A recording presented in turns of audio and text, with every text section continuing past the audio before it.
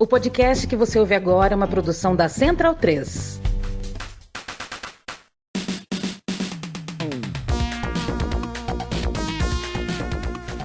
Amiga e amigo do podcast O Monolito, bem-vindo e bem-vinda, me chamo Leandro Yamin. Hoje trago Fagner Torres para conversar comigo, jornalista, um dos apresentadores do podcast Lado B do Rio, que se você não conhece, deveria conhecer. E, além de tudo isso, acima de tudo isso, para mim, para o meu coração e para o meu ângulo, um amigo fraterno de muito tempo. Conversei com o Fagner sobre Rio de Janeiro e faço esse lembrete, né? A entrevista foi gravada antes de tudo que aconteceu no Rio de Janeiro, nessa mudança de outubro para novembro, toda essa barbárie que a gente está testemunhando, presenciando no Rio de Janeiro. É importante lembrar isso porque algumas respostas sobre o Rio de Janeiro, talvez se fossem feitas hoje, tivessem respostas um pouco diferentes por parte do Fagner. Mas não foi só sobre o Rio de Janeiro que a gente conversou, a gente falou sobre mais um bocado de coisa e eu te convido a fazer companhia pra gente.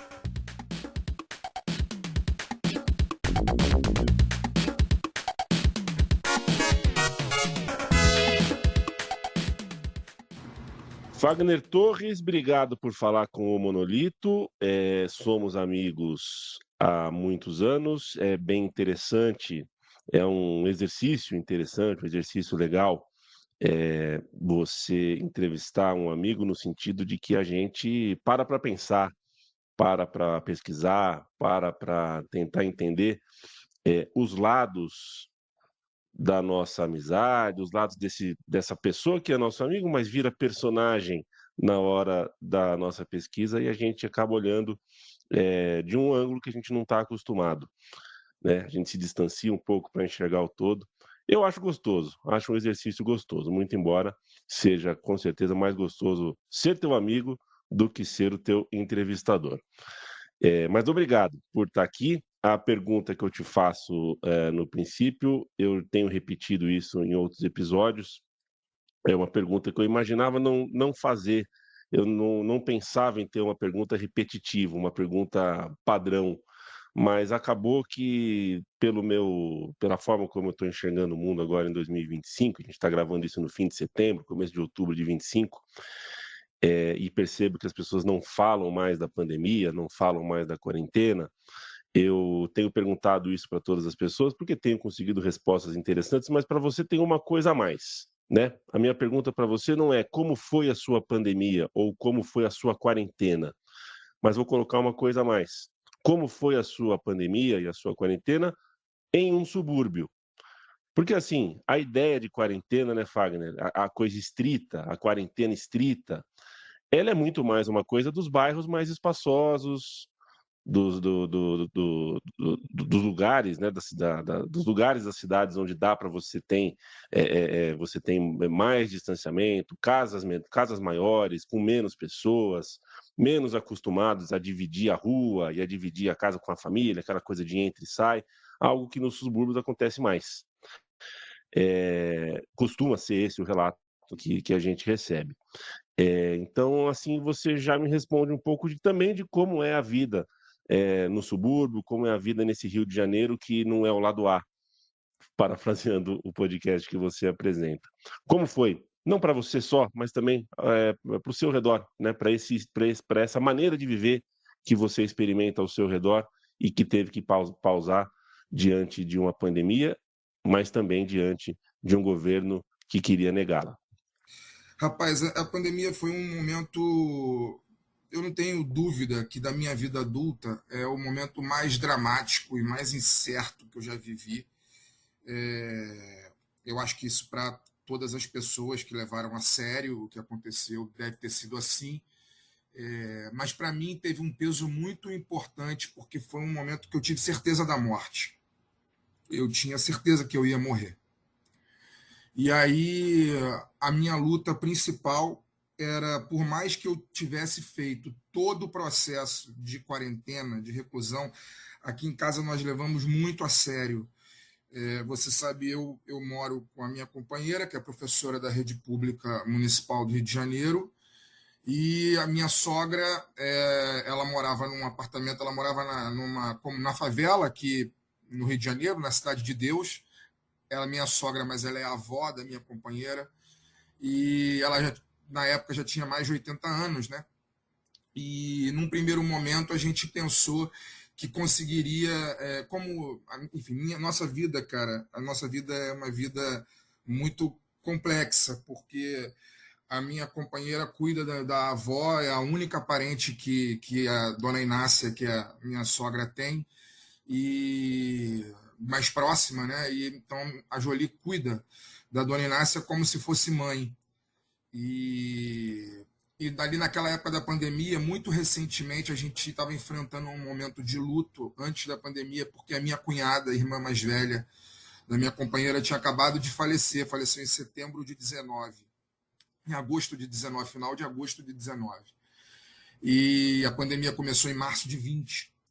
Então, como a minha cunhada era uma pessoa doente, já acompanhava né, tinha uma doença pré-existente já de muito tempo, ela não conseguia se cuidar sozinha, então a minha sogra, né, a avó delas, é que cuidava da minha cunhada. Então ela já, embora tivesse quase 80 anos, ela se deslocava semanalmente da Cidade de Deus para cá, para onde a gente mora, que não é longe, mas também não é perto, mas com a senhora de 80 anos é uma distância muito longa. E ela vinha sempre para cá para cuidar da Sanrê, que era a minha cunhada. E quando a Sanrê faleceu, a minha sogra meio que teve, por mais que tivesse aqui todo o processo de sofrimento da perda da neta, que ela considerava como filha, também foi um alívio, né, na rotina, vamos dizer dessa maneira. E aí a minha sogra falou com a gente, assim que a minha cunhada faleceu, que ela queria ficar um tempo na casa dela, que ela não conseguia mais ficar desde que a minha cunhada adoeceu. E aí a gente combinou dessa forma, a dona Inácia ficava na Cidade de Deus, no apartamento dela, e a cada 15 dias a gente ia lá buscar ela para ficar com a gente aqui uma semana. E aí dona Inácia tinha as amizades dela na Cidade de Deus, morava na Cidade de Deus, é uma das primeiras fundadoras da Cidade de Deus, assim, chegou lá assim que a favela começou a se formar, lá nos anos 60. E aí foi assim durante 3, 4 meses. Aí veio a pandemia. Veio a pandemia em março de 20. E num primeiro momento a gente pensou que pudesse continuar nessa gestão, de estar aqui na nossa casa e a cada 15 dias ir lá buscar a dona Inácia. E aí, na hora de fazer as compras, a gente ia ao mercado e comprar e levar para a dona Inácia. Mas bastou, sei lá, uma semana de pandemia para a gente ver que isso seria inviável, porque a grande maioria das pessoas não estavam respeitando as normas de segurança do isolamento social. E ao chegar lá, na primeira vez que eu fui buscar a dona Inácia para poder levar, na verdade, fui levar compras para a dona Inácia, eu vi que lá ninguém estava respeitando nada. E aí eu voltei apavorado, foi a minha primeira vez na rua em 15 dias. Eu voltei apavorado e falei com a Jolie, Jolie, a gente precisa trazer a dona Inácia para cá, senão vai dar merda. E aí a gente trouxe a dona Inácia, a gente fez uma mudança às pressas dela, ela ficou aqui com a gente durante quase 2 anos trancada no apartamento. É uma senhora, na ocasião, de 80 anos, com diabetes, hipertensão, enfim, todas as pré-existências, doenças pré-existências, você imaginar. Eu também sou hipertenso, sou de uma família de hipertenso, então eu já sou hipertenso há quase 10 anos. E aí a gente ficou trancado durante 2 anos. E no início foi um sufoco, porque a gente mora num bairro de periferia, né? Aqui é um bairro assim, essencialmente residencial.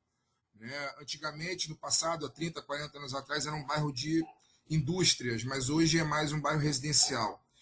Mas fica a 13 quilômetros do centro, quer dizer, do centro da cidade. Quer dizer, não é tão longe, mas também não é perto. As coisas não funcionam como funcionam no centro do Rio ou funcionam na Zona Sul, que mercado entrega em casa com tranquilidade.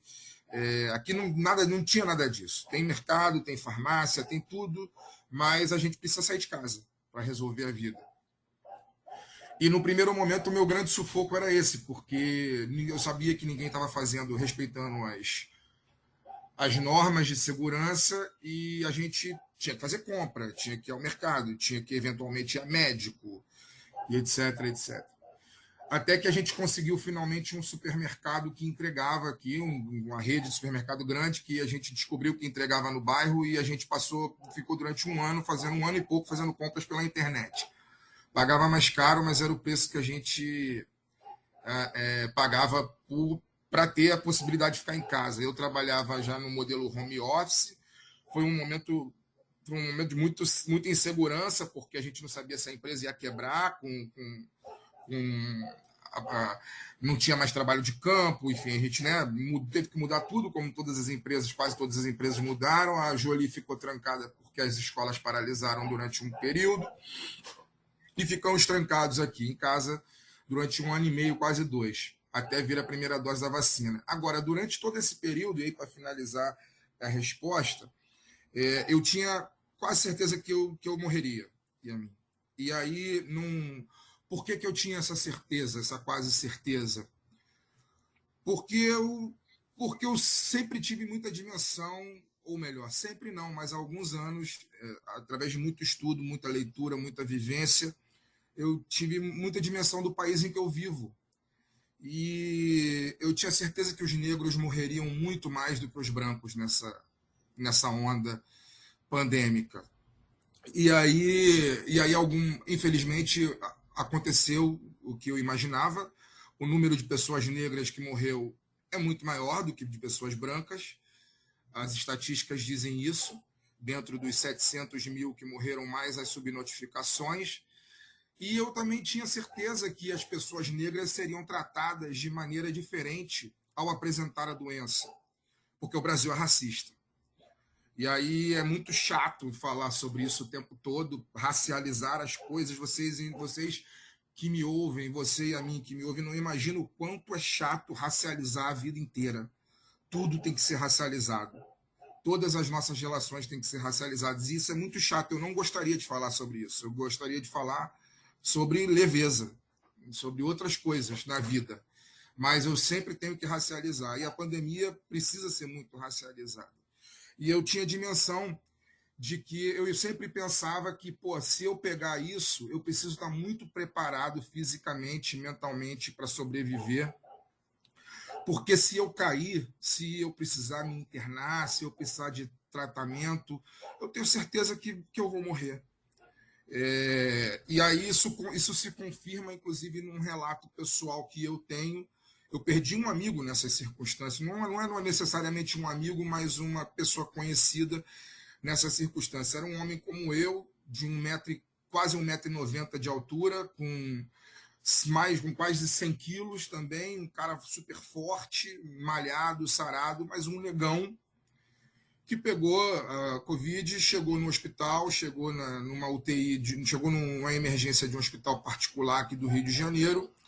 O médico olhou para ele e falou: toma esse remédio aqui, volta para casa, que você vai ficar bem. Ou seja, olhou para o cara, um negão de 1,90 m, com 100 quilos, uma maçaroca de homem, falou: esse negão aí não vai precisar, né? Se ficar internado, volta para casa.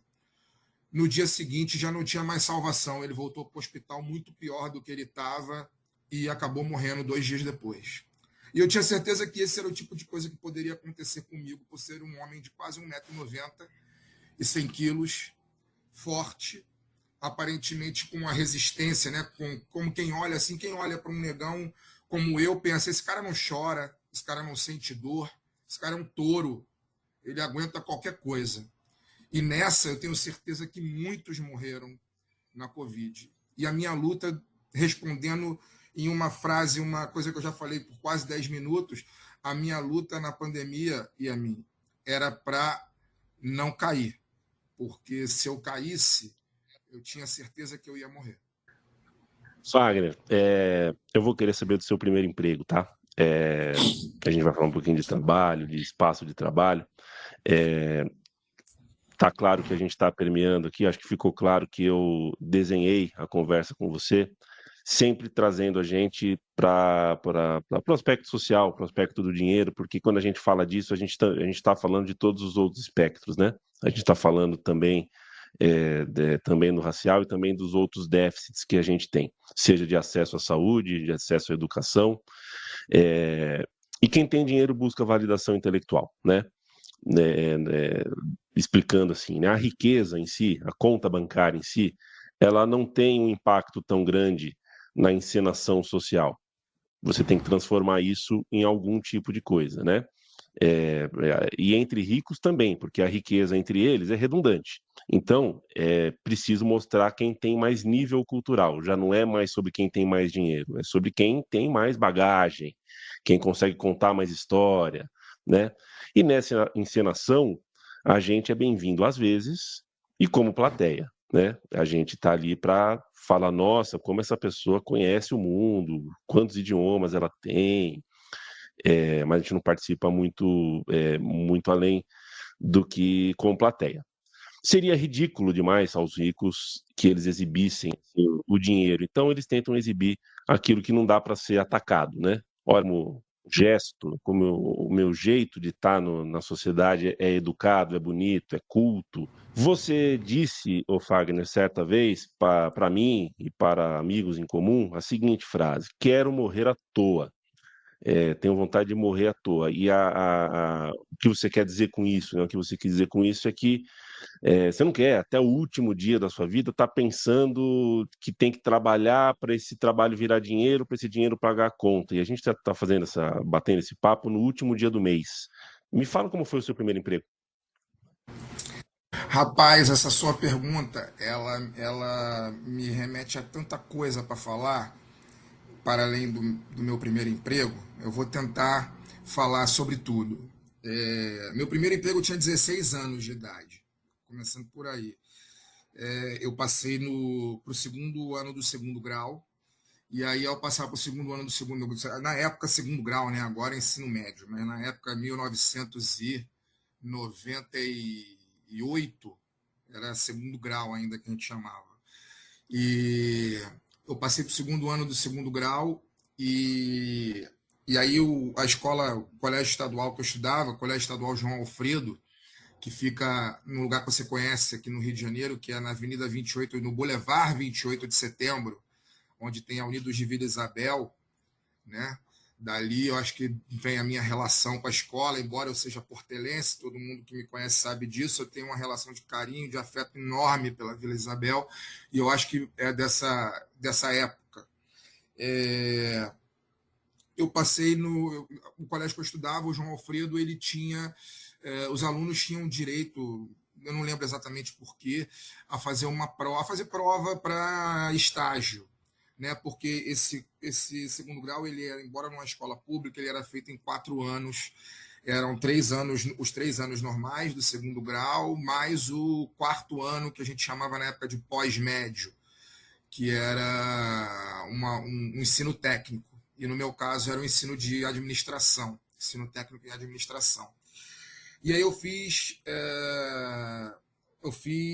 prova para estágio na Vale, que na época era Vale do Rio Doce ainda, né? E fui aprovado. E aí fui trabalhar na Vale com 16 anos de idade. Uma coisa assim, absolutamente inesperada familiarmente, vamos dizer assim, porque primeiro eu não sabia que eu começaria a trabalhar tão cedo, embora eu soubesse que a minha família eu precisaria ajudar em algum momento. Morávamos eu e 2 tias só na época. Minhas 2 tias trabalhavam e uma já estava aposentada, na verdade, da rede, era funcionária da rede estadual de educação, a outra não, a outra trabalhava no escritório de contabilidade. Eu sabia que em algum momento eu deveria trabalhar também para ajudar na família, né? E aí esse momento chegou com 16 anos, em 1999. E de lá para cá eu nunca mais parei. A aposentadoria é uma coisa que mexe muito comigo, porque, por incrível que pareça, eu acho que eu sou privilegiado num determinado sentido, porque desde o momento que eu comecei a trabalhar, embora eu tenha começado a trabalhar muito cedo, eu acho, Eu não acho que é o ideal as pessoas começarem a trabalhar com 16 anos, obviamente. Eu acho que as pessoas têm que ter a maturação do estudo e precisa ter o tempo da juventude, do ócio, precisa ter tudo isso para poder ser um ser humano mais completo. Não foi essa a minha realidade. Eu comecei com 16 anos, trabalhava num escritório, ok, não era um trabalho degradante, nada disso, era um trabalho bastante ok para mim, à época, que eu acho que me rendeu frutos posteriores de contatos, de amizades e de conhecimento do mundo, né? Foi através da empresa que eu trabalhei, da primeira empresa que eu trabalhei, que eu comecei a viajar ao Brasil, conhecer o Brasil de alguma maneira. Então, acho que isso é um enriquecimento inigualável, que eu não teria se não fosse assim. Mas eu tenho o privilégio, que eu digo que eu estava falando da aposentadoria, eu tenho o privilégio porque desde que eu comecei, desde então, em 1999, desde o meu primeiro salário, mesmo que fosse como estagiário, eu sempre paguei o meu imposto, meu INSS separadamente. Então, eu tenho 26 anos de contribuição ao INSS. Hoje nós estamos em 2025, eu estou com 43 anos, eu nunca fiquei desempregado de lá para cá, porque eu sempre que saí de um lugar, fiquei no máximo 1 ou 2 meses parado de trabalhar e comecei em outro.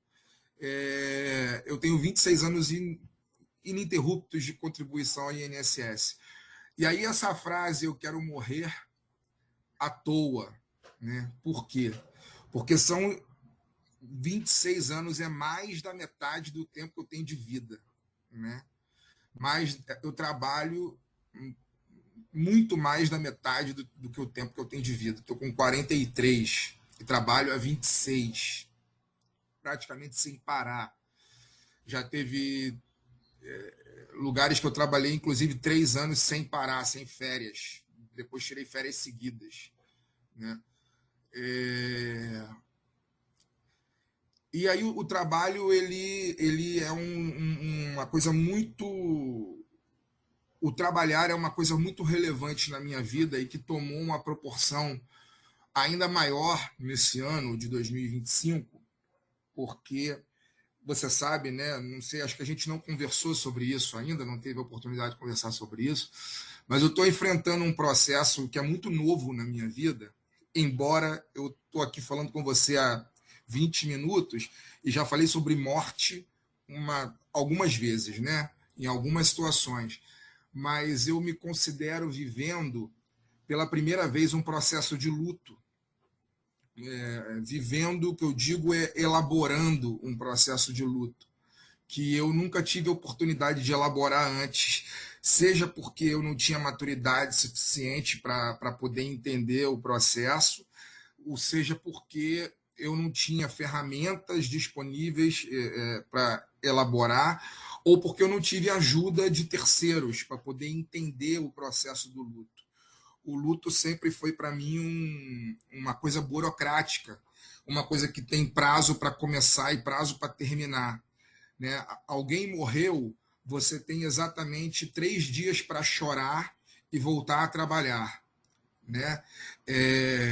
E pela primeira vez eu estou vivendo um processo diferente, que é ter perdido uma pessoa que eu amo muito e me permitir lembrar dela todos os dias e chorar e sentir falta todos os dias e ter vontade de conversar com ela todos os dias e ter vontade de mandar mensagem no WhatsApp todos os dias. Pela primeira vez eu estou vivendo isso.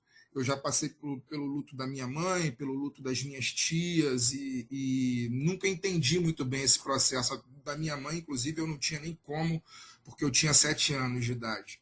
Mas agora eu estou vivendo isso com uma perda de um amigo que foi muito importante na minha vida, que é o Rafael Rodrigues.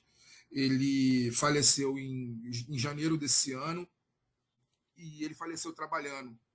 Ele faleceu da maneira como, sem pensar, quando eu disse essa frase para você, que eu gostaria de morrer à toa, sem pensar, eu acho que eu estava falando sobre como eu não gostaria, como eu sinto a forma como o Rafael morreu, né? O Rafael morreu com um computador no colo. Ele teve um infarto fulminante com um computador no colo, trabalhando no banheiro. E, e aí isso mexeu muito comigo, assim. Desde então, ele faleceu no dia 8 de janeiro desse ano, e ele estava de férias com a família, né? Ele não estava necessariamente de férias, mas a família, né? O filho dele, o Ernesto, de 12, estava de férias, e a companheira dele, a Fernanda, também estavam de férias. Ele era da Bahia, ele era de Salvador, e eles estavam em Salvador por conta das férias do Ernesto. Todas as férias eles iam para Salvador, independente dele estar trabalhando ou não. E aí ele faleceu nessas circunstâncias que eu estou te falando, com o computador no colo, respondendo um e-mail no banheiro, né? E aí essas séries de coincidências que marcam a vida da gente, que a gente não sabe se é coincidência ou se não é. O Rafael, ele era meu amigo há 8 anos. A gente se conheceu no trabalho, a gente se conheceu na empresa que eu trabalho hoje, né?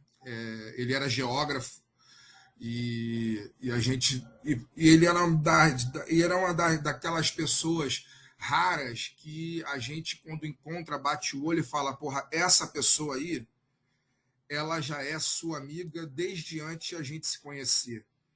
Desde que você nasceu e ele nasceu, vocês são amigos, só não sabiam disso. A gente tem um amigo nosso, né, Fagner, um obituarista, que sempre que alguém morre, ele lembra a gente no WhatsApp, a gente não perde um obituário. Um beijo para o nosso obituarista. Agora é revelador do nosso entrevistado, amigo e amiga do Monolito. Quando a pessoa. Eu pergunto da pandemia, ele responde da dona Inácia. Eu pergunto de trabalho, ele responde do Rafael. Vocês sabem, ligando rádio, YouTube e tudo mais, vocês veem muita gente que faz o contrário, né? Você pergunta de uma pessoa e ela responde sobre ela mesma. Você pergunta sobre um restaurante, ela pergunta sobre ela mesma, ela responde sobre ela mesma. É revelador, Fagner, que você, para falar de si e falar da sua história, você cite tanto as pessoas do seu entorno. Fazendo esse registro e encaminhando aqui, eu vou tentar. É isso, né? A gente poderia passar muitas horas aqui só falando sobre um desses temas que a gente citou até agora, né? A cidade em que você vive, que é muito particular, o recorte dessa cidade que você experimenta, a questão do trabalho. A gente não precisa detalhar muito, mas o seu trabalho, né, Fagner, ele envolve estudo de campo, fiscalização, então você viaja muito, você conhece um Brasil profundo que sem esse trabalho você talvez não conhecesse. Se eu te perguntar assim, me fala desse Brasil profundo que você conhece, a gente passaria aqui 2 horas falando. Eu tenho interesse em saber, mas acho que, enfim, o que as suas retinas veem nesse Brasil profundo que você trilha por aí por causa do trabalho, deve ser realmente riquíssima. Mas eu vou trazer do Brasil profundo, tentar falar um pouquinho do Rio de Janeiro também, porque eu entrevistei nesse mesmo podcast a Mônica Benício, lá no passado, né, na primeira temporada aqui do Monolito, eu cheguei a perguntar para ela se ela achava que o Rio de Janeiro tinha alguma solução para essa violência atroz, para essa coisa que já não tem mais, né? Você tem a milícia da polícia, da polícia da milícia, da milícia da polícia, só que quem manda é o pastor. E, assim, é tudo muito confuso, né? O Rio de Janeiro virou um emaranhado realmente muito caótico, embora gentil, bonito, é muito violento, né? E você experimenta essa violência de perto a vida inteira, porque, enfim, nunca saiu do Rio de Janeiro como morador, você sabe muito mais do que eu. Mas eu vou ainda trazer, olha que pergunta difícil, não é nenhuma pergunta, né? É um papo, né, Fagner? Eu vou querer mais ouvir uma reflexão do que uma resposta. Você, como bem citou, você é um homem da literatura, acho que você dos amigos que eu tenho, você é o que mais me traz retornos assim sobre um livro que leu. Se você ouve eu falar sobre um livro, você compra. A gente já intercambiou livros, né? Você tem essa disposição, não só para ler livros, mas para falar sobre eles. E eu me recordo que a gente compartilhou o afeto pela tetralogia da Helena Ferrante, na minha visão, a principal autora desse século. E eu visitei, né, o bairro onde a Helena Ferrante escreve a Tetralogia da Amiga Genial, e lembro de ter trocado ideia. Não, foi difícil de se comunicar, porque eu não falo italiano, e em Nápoles fala-se pouco italiano, fala-se napolitano, né? E a mulher que me levou para um dos pontos ali do livro, ela me explicou que ela tinha uma questão com o livro, porque ela falou, eu vivi naquela época, ela era uma senhora, né? Eu vivi naquela época, e Nápoles não era tão violento quanto ela diz. Ela citou para mim, ela falou, eu não acho que Nápoles era tão violento assim. E me fez parar para pensar que tudo é um recorte, às vezes o que ela citou, a vida, a família, de repente ela tinha uma condição melhor, ou de repente ela só não quer assumir para uma figura estrangeira, que ali é barra pesada mesmo, né? Então essa é a bigorna que eu jogo no teu colo para a gente fechar, Fagner. De Nápoles ao Rio de Janeiro, passando pelo seu trabalho, a gente vai ficando mais experiente na vida e vai tentando deixar de ter reflexos mais violentos, né? A gente vai tentando compreender as coisas um pouco melhor, ter um olhar um pouquinho mais generoso para as coisas, ao invés de esmurrar a parede, de ser intolerante com quem, na verdade, nem sabe o que está fazendo alguma merda e nem sabe o que está acontecendo. O Rio de Janeiro não para nesse sentido, né? Você sai na rua, acontece alguma coisa, sempre tem algum evento, é alguém que chuta um cachorro, alguém que desmaia, mas ao mesmo tempo a gente está falando de um Brasil que é apaixonante, é profundo, é grande demais, é super vasto e está cheio de gente legal. Rapaz, o Rio de Janeiro, eu costumo dizer que o Gabriel Garcia Marques, ele se arrepende muito de ter escrito, de ter dado o nome da cidade dos 100 anos de solidão de Macondo, porque se ele conhecesse o Rio de Janeiro antes, Macondo teria provavelmente outro nome, né? Esse lugar aqui acontece coisas que a gente nunca, assim, não, é difícil entender, é difícil compreender, é difícil acreditar, porque acontece coisas realmente o que a literatura latino-americana chama do realismo mágico, né? A literatura O africana tio fala Paulo é do no... Rio de Janeiro, né? Oi? A história do tio Paulo é no Rio de Janeiro, não é? Rio de Janeiro, zona Por oeste do Rio de exemplo. Janeiro. Isso é só um exemplo. É tanta coisa que a gente ficaria aqui várias horas lembrando de casos do tipo que acontecem no Rio de Janeiro, né? Rapaz, o Rio é um lugar muito complexo, cara, que eu não consigo acreditar mais em nenhuma pessoa que me venha com soluções prontas para dizer soluções prontas e fáceis para dizer como o Rio tem que ser, como o Rio pode ser, como o Rio deve ser. Porque eu acho que a gente chegou num lugar de degeneração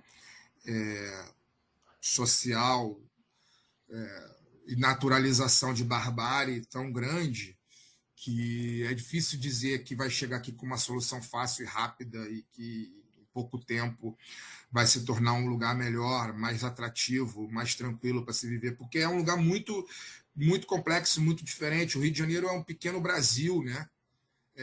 Se você estava falando agora há pouco da minha experiência profissional, e sim, eu viajo muito o Brasil, conheço muitas regiões, acho que a única região do Brasil que eu não conheço com uma certa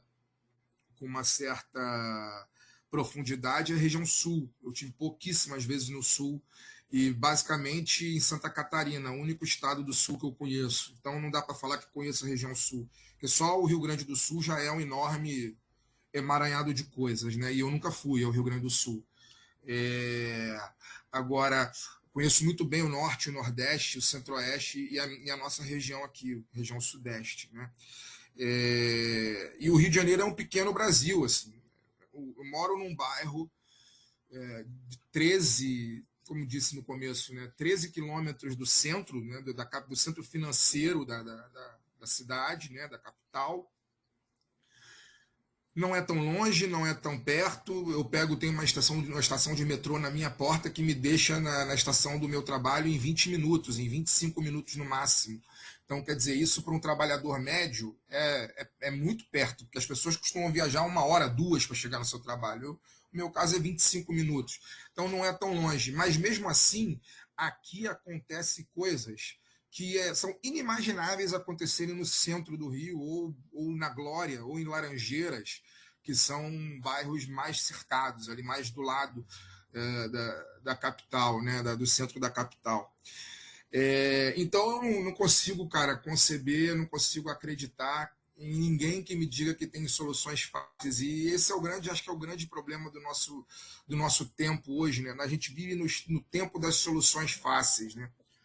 Todo mundo tem alguma solução fácil sobre tudo. E aí não falo não só na política, né? Na política é um exemplo.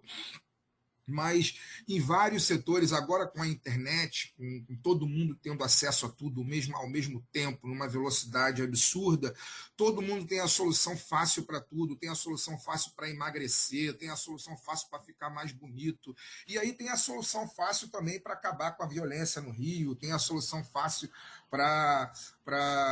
enfim, para que as pessoas vivam com mais segurança.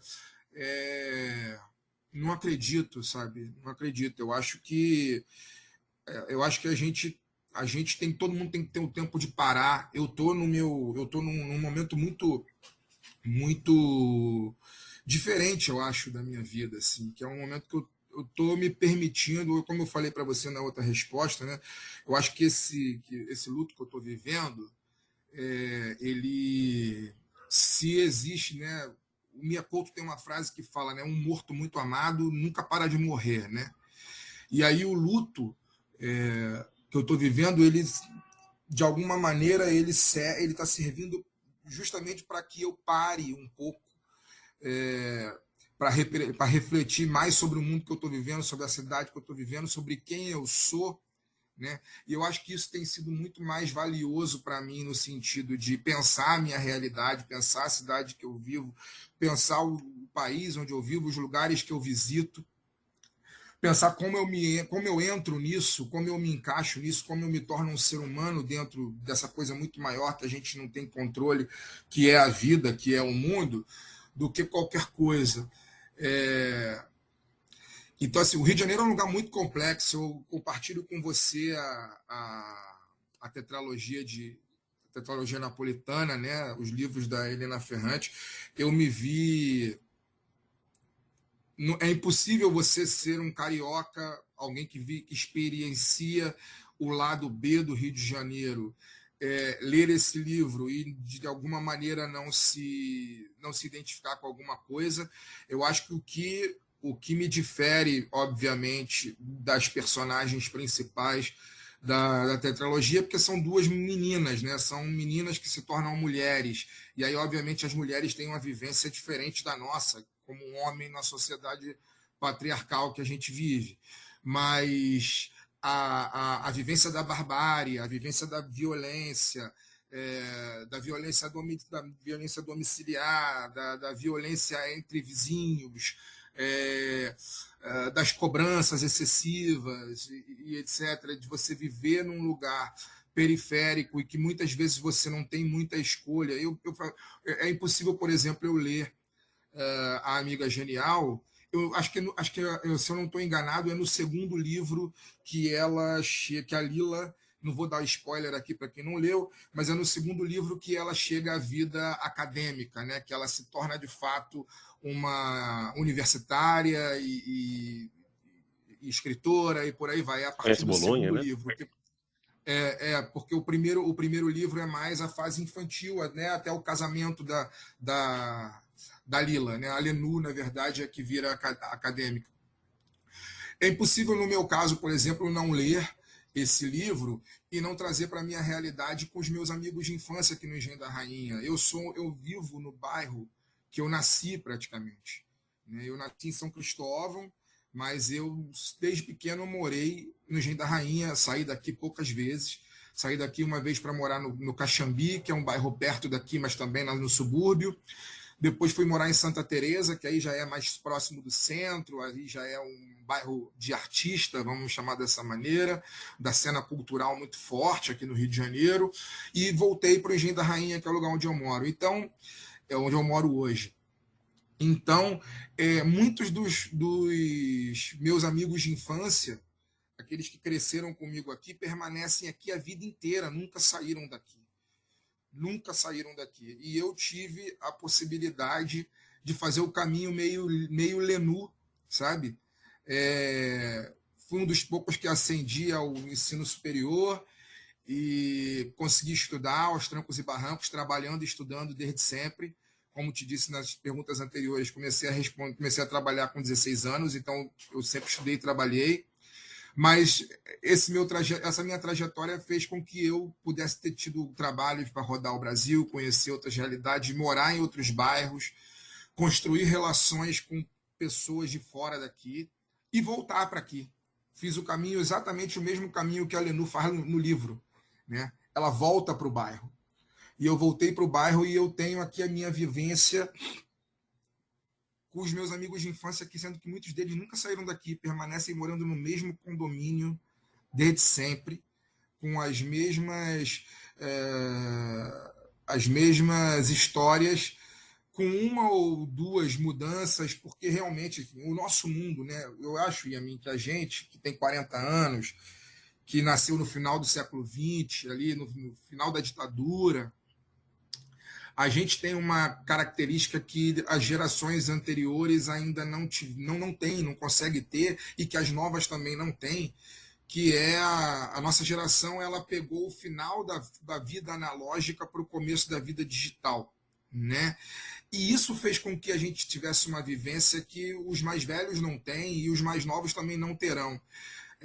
Eu, por exemplo, né, como te disse, vivo num condomínio onde era natural que aos 12, 13 anos eu vivesse na rua jogando bola 2 ou 3 vezes ao dia e vivia na rua jogando bola, brigando, uma vida bem linda lá em Lenu mesmo, os amigos que tampam na porrada, mas estão sempre juntos e jogam bola. Hoje, o garoto que tem a minha idade, a idade que eu tinha no início dos anos 90, ou meados dos anos 90, não tem essa vivência, porque ele mora no mesmo bairro que eu, mas ele não sai do apartamento. Né? Ele fica enfurnado no computador, ele fica no videogame, ele fica nas atividades da casa. O campo de futebol que tem aqui no meu condomínio há 40 anos, ele não tem nem de longe a frequência de utilização que ele tinha na época na época que eu era adolescente. Os espaços de convivência estão cada vez menores, né? Então, eu não sei se eu respondo a sua pergunta, eu não sei se é uma reflexão muito longa, mas eu acho que o Rio de Janeiro é um lugar que ele sofreu mudanças, essas mudanças que o mundo sofreu, porque, como disse, falei para você, as gerações mudaram, mas eu não encontro nenhuma solução fácil para os problemas que ele tem, os problemas que Ô, se Fagner, acumulam. Diga. eu não fiz nenhuma pergunta, de fato. Então, era isso mesmo que a gente estava se propondo aqui, a fazer duas reflexões. Mas, a princípio, havia uma pergunta. Eu acabei colocando Nápoles, na conversa, livros e tudo mais, mas a princípio tinha uma pergunta. E a pergunta era para a gente: você visita esse Brasil profundo que você, de outra forma, não conhecia, a trabalho, e pisa em lugares tão profundos do Brasil, você perdoa o Rio de Janeiro? Você, na hora que você terminou a pergunta, picotou. Você perdoa o Rio de Janeiro? Você consegue ter um olhar mais generoso para a sua cidade? Pergunta dura, hein? Difícil, hein? Rapaz, eu acho que perdoo, cara. Eu acho que perdoo, porque no fim das contas, o nosso lugar é o nosso lugar, né? É, é uma maravilha sair do Rio de Janeiro, montar a minha mala para poder fazer um trabalho de campo no interior da Amazônia, como eu já fiz várias vezes. Pegar uma mala e sair do Rio, pegar um avião, descer em Santarém, em Santarém pegar um barco, subir o Rio Trombetas ao longo de 12 horas e ficar hospedado num barco no meio do Rio Trombetas durante 20 dias, 25 dias, fazendo trabalho com comunidades quilombolas, por exemplo, ou indígenas. É uma maravilha isso, tá? Mas é uma maravilha voltar para o Rio de Janeiro. E aí, nesse sentido, eu te digo que perdoo. E aí eu não é porque o Rio de Janeiro é um lugar melhor do que todos os lugares que eu visito. É simplesmente porque o Rio de Janeiro é o meu lugar. Por mais contraditório que seja, por mais que muitas vezes eu fico pensando, você sabe, a mim, eu tenho medo de avião, né? E essas coisas da vida. Viajo pra cacete com medo de avião. Mas que bom que nunca me paralisou a ponto de não entrar num avião. Eu sempre entrei, sempre acho que pode dar merda, eu nunca durmo, eu viajo, pode ser as horas que for, eu viajo de olho aberto, porque eu estou sempre de olho nos comissários, né? Para saber se eles estão bem, se eles estão tranquilos. Se eles estão tranquilos, eu me tranquilizo. Então, é uma maravilha viajar para conhecer o Brasil, para fazer os trabalhos que eu faço, para conhecer novas realidades e, no fim das contas, para fazer uma coisa que eu adoro, que é ter história para contar. Sempre digo que eu sou um escritor frustrado, porque eu nunca consegui colocar no papel da maneira como eu acho que eu deveria ser colocada a vida que eu consegui ter, que eu consegui, não é ter, né, que eu consegui ver, né? Porque eu acho que a minha vida não importa tanto, eu acho que o que importa mais é como eu me coloco na vida que eu vejo, né? É, no fim das contas, o que importa, o que nenhum lugar no mundo é igual ao nosso lugar, e eu acho que o Rio de Janeiro é o meu lugar, com todos os seus dramas, com todas as coisas que acontecem que me revoltam, que me deixam transtornado. Eu fico abismado de ligar a televisão todo dia de manhã. A minha mulher, né? Como falei, ela é professora e ela sai de casa todo dia muito cedo, né? Acorda às 5h30, liga a televisão 6 horas. Basicamente, por que ela liga a televisão 6 horas da manhã? Porque ela quer saber onde tem tiroteio. Basicamente é isso. Ela me acorda todo dia com a televisão ligada às 6 da manhã, porque ela quer saber onde tem tiroteio, que ela vai passar na cidade, ela vai ir para a escola e ela quer saber se no caminho tem tiroteio. Porque se no caminho tiver tiroteio, ela tem que fazer um caminho diferente ou avisar que não vai, né? Isso é um absurdo do ponto de vista moral, humano. Isso é um absurdo. É um absurdo que a gente tenha que ligar a televisão para diminuir a chance de tomar um tiro no meio do caminho. Isso é um absurdo. Mas é o meu lugar. Ao mesmo tempo que eu viajo para longe, para conhecer outros lugares e trabalhar e me deliciar com as histórias que eu conheço, né? E ficar feliz por ter o meu trabalho e fazer esse tipo de coisa, é uma delícia quando o avião pousa no Galeão ou pousa no Santos Dumont e eu penso assim, porra, sobrevivi a mais uma viagem de avião, deu tudo certo. Agora eu corro um risco de tomar um tiro no caminho do aeroporto para casa.